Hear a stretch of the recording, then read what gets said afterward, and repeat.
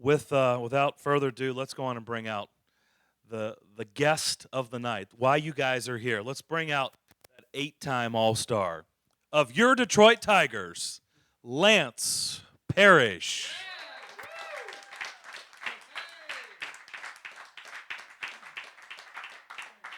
Does he not look like he could still catch in the bigs? What are you, 37 now? 38. Welcome. Is this on? Yeah, there we go. Hey, that was So how you doing? You can intro me anytime. I appreciate that. That doesn't get old, does it? No. So, No. Before we get into some great storytelling, some things you did along the way, we'll get into the 84 season. Baseball, you know all the stuff that's going on right now. And when you see the Ryan Braun and the A-Rod and these guys like Nelson Cruz, by the way, the Rangers just made a trade for Alex Rios to fill that spot because Nelson Cruz is suspended for the year. What do you think when you see these guys? I mean, the last 15 years in Major League Baseball, I'm a huge baseball fan. Obviously, everybody out there is a huge baseball fan. It hasn't been flattering, to say the least. It has not. And, obviously, baseball is my realm, and I participated in baseball my entire career. But, it's not just baseball. And I only say that because in all sports, you could go from Olympic sports, football, baseball, basketball. Everybody's looking for an edge. Everybody's looking for a way to outdo the next guy, to be better than everybody else, to be good enough to, and there's so much incentive nowadays with the kind of money that they're paying out. So, I see guys that are in their free agent year, probably pushing the envelope with that a little bit more consistently because they think, and I can only speculate, but their mindset has to be, if I can sign a contract for $100 million or $50 million or whatever it might be, I could care less if I make the Hall of Fame. I'm going to have enough money to live the way I want to live for the rest of my life. So they're willing to risk whatever criticisms or whatever penalties come down the line just to be able to put themselves in a position. Is that right? No. Talk about the guys that might have taken PEDs in whatever form back before there was actually a rule stating that it was against, not only against the law, but against the laws in baseball. I don't really hold that so much against those guys. I think guys, had an opportunity that they were trying to get bigger and stronger. It wasn't against the rules of baseball, so they went ahead and did it. Now all of a sudden they're seeing what taking those types of drugs does for you. Growth hormones, steroids, whatever they're taking.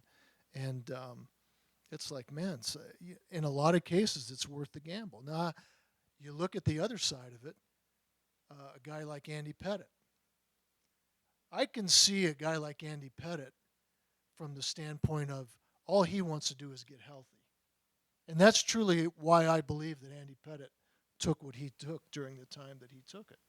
He was convinced that coming off an arm injury or surgery or whatever he had, it would enable him to heal faster and get back out on the field. I don't think he was looking to turn himself into Superman. He just wanted to be healthy and be able to get back out on the field and compete. So, it's a crazy scenario. To answer your question from the very beginning, which I kind of got off on rabbit trail there, but I think guys that are guilty of taking whatever they've taken past the point when they made it illegal should be prosecuted and should not be eligible for Hall of Fame recommendation or eligibility or whatever. I just think that it's almost like, and here I am contradicting myself. I think Pete Rose should be in the Hall of Fame, but Pete Rose knew before he bet on baseball that it was illegal, that he wasn't supposed to do it, and he rolled the dice. And we've talked about this before when I was on one of the earlier radio broadcasts, but I think that Pete Rose, because of what he did, should be banned from baseball, but he still should be in the Hall of Fame. You can kick somebody out of baseball, but still reward them for what they did on the field. And I think he certainly deserves to be in the Hall of Fame for what he accomplished on the baseball field. I think, my personal opinion, that they should make it, they should structure the rules so that it becomes a major deterrent from this point forward, if they have to, for anybody. If you get caught, you either lose a year. It's an automatic year suspension without pay, or they could even up it for all I care. But they need to make the deterrent so strong that guys are not willing to take that chance. I mean, if they're gonna make it as important as it seems like they've made it, I mean, they've hounded A-Rod, and they've hounded all these other guys, Ryan Braun. Do I feel sorry for them? No, because they knew what they were getting themselves into, and they rolled the dice and they got caught. What do you think about collisions at the plate? You know, Buster Posey got hit, was lost for the year. We've seen a couple other incidents this year. Guys get hurt. One, what do you think about collisions at the plate now, and what was it like when you played? Were they any different in today's game than back then? Was it more vicious when you played? I mean, we all remember Ray Fosse. And what is that feeling like whenever the guy hits, let's say, a ball up the middle? There's a guy on second. You jump up, pull your mask off, and it's maybe a big guy, and you know it's coming. And he's rounding third, and your guy is up with the ball, Well, and he's coming home. What is I've got that a feeling brand like? new knee because of that very scenario.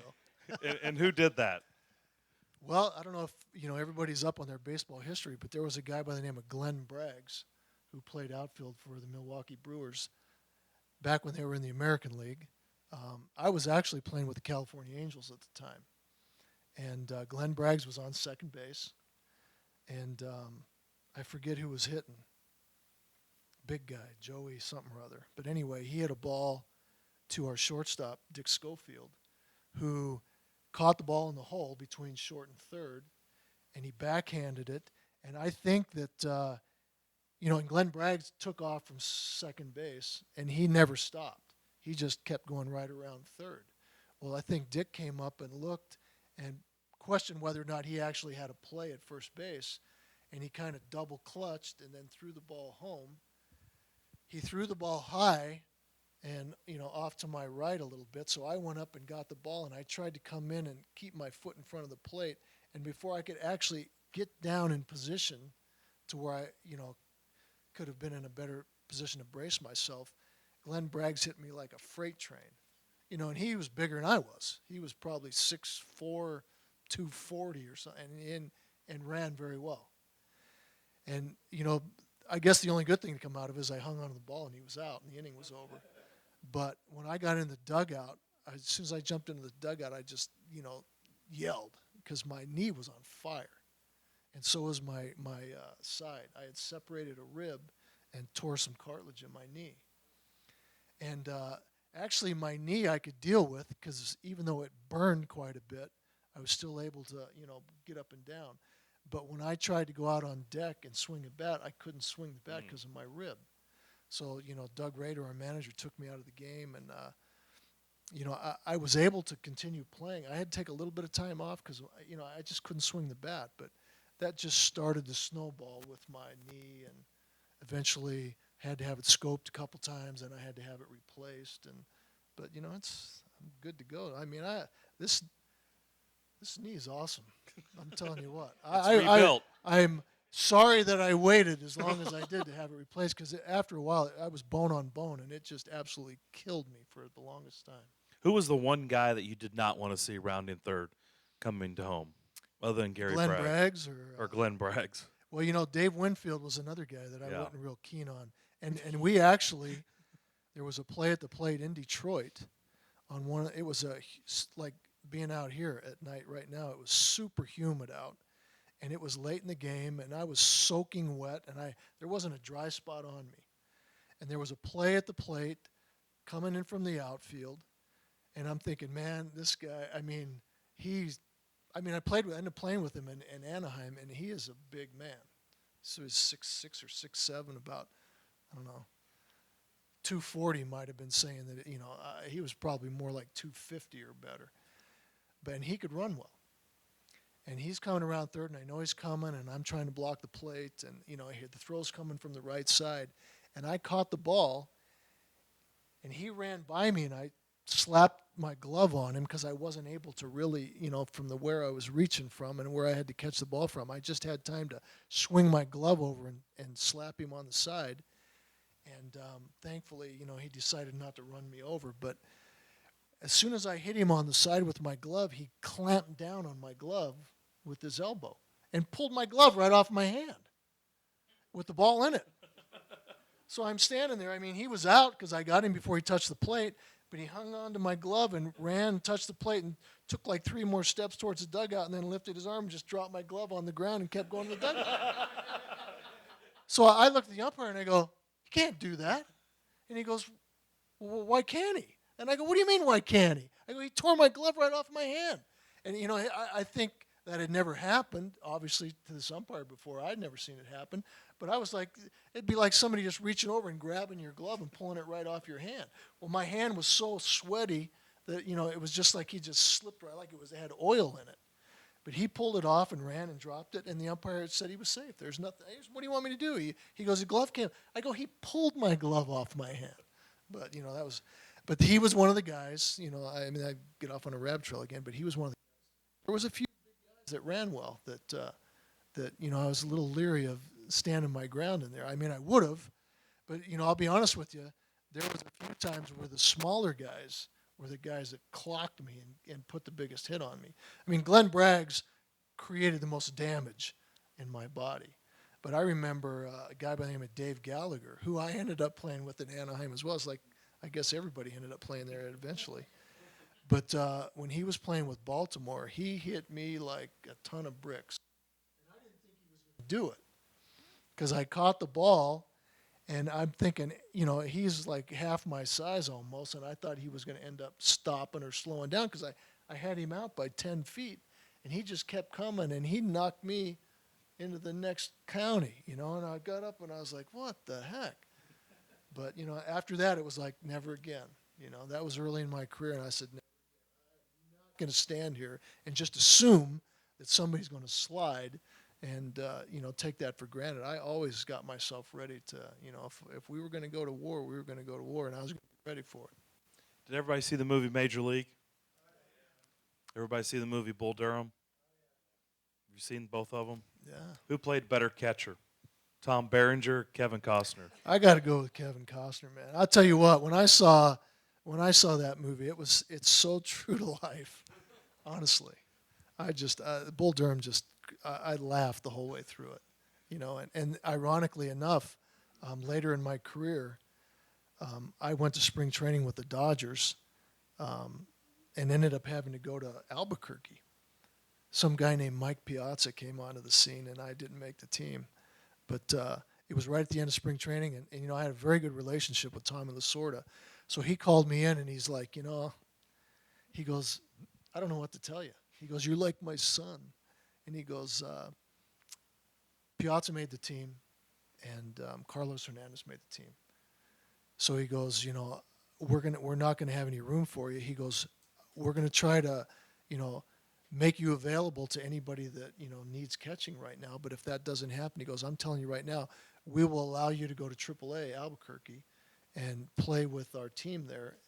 And if anybody needs catching help along the way, we will not ask for compensation." I was thinking, man, you can't really do much better than that. Right. I mean, they opened the door for me to go down there and play, and if a team needed a catcher, then I could go without the Dodgers requiring compensation for it. So I just was like, I'll do it.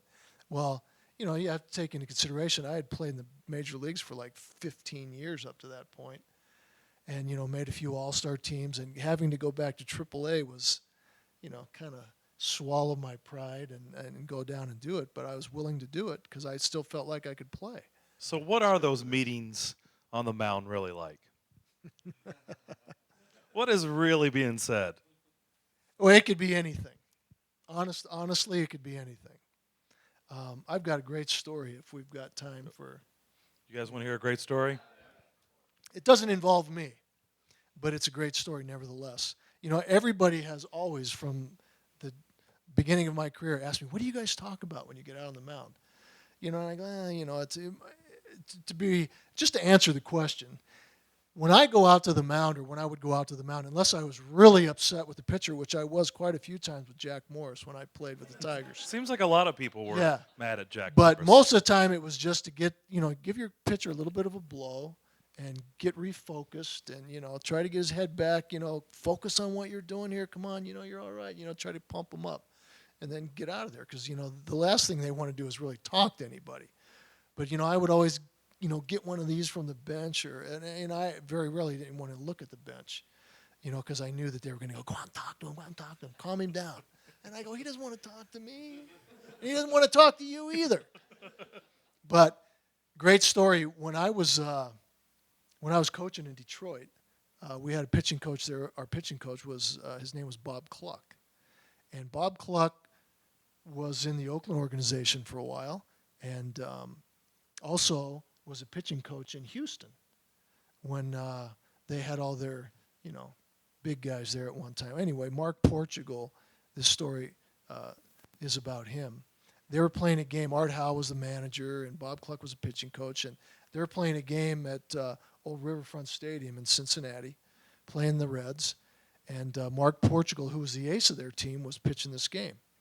And I don't remember what inning it was, second or third inning, whatever. But Mark Portugal, starts the inning off, and the guy leads off that particular inning. And, after a couple pitches, boom, he hits a home run. This is Bob Cluck telling me this story. So, guy gets up and boom, hits a home run to lead the inning off. And he's running around the bases. And, during that time, I think it's when they very first started, when somebody hit a home run, they'd start shooting fireworks off behind the stadium. So he's running around the bases and boom, boom, boom, they're shooting fireworks off behind the stadium. So, Portugal gets the ball and he's walking around the mound, gets back up on the mound and getting ready to face the next guy. First pitch front to the next guy, boom, he hits a home run. So he's running around the bases and behind the stadium, boom, boom, boom, boom, there goes all the fireworks again. So then the next guy comes up and, he's working the count and sure enough, boom, he hits a home run. And all the fireworks are going off. Now, Mark is, you could say he's visibly agitated on the mound. And Art Howe looks over at Bob and he says, go talk to him. And Bob goes, I'm not going to go talk to him. He doesn't want to talk to me. And he goes, just go out and calm him down. And he goes, what do you want me to say? He goes, I don't know. You'll think of something on your way out there. So he leaves the dugout, calls timeout, and he walks out the mound. He says, I'm walking out the mound. He goes, I can just feel Portugal burning holes in me as I'm walking out there. So he says, I get out to the mound, and he goes, the other guys come around, first baseman and third baseman, whoever comes out, the catcher goes out. And he goes, first thing Mark Portugal says is, you're not taking me out of this game. This is my game. And Bob goes, well, hey. He goes, hey. He goes, you're the ace of this staff. He goes, there's no way we're taking you out of this game. In fact, we have all the confidence in the world that that's all the runs they're going to get. We're going to come back and win this game. And he goes, I just want you to relax. He goes, I want you to know that we're behind you. And he goes, and the real reason I came out here is we got a call from the press box. They asked us if we could come out and waste a little time so the guy back behind the stadium can reload the fireworks machine. So Art's standing in the dugout, and all of a sudden he sees everybody out on the mound after Portugal just gave up 3 homers. Everybody starts laughing. And Bob turns around and just heads back to the dugout. So, Art's looking at him, walks in. He goes, what'd you say to him? He goes, I'll tell you later. But, it's funny moments, crazy moments, and just going back to Bull Durham. It's like they go out there and they're talking about what to buy so-and-so for their wedding and blah, blah, blah, blah. It could be anything to just take your mind off the moment. Try to refocus. Let's go. You got, you're in control of this game. You've lost it a little bit. Let's go get back on track.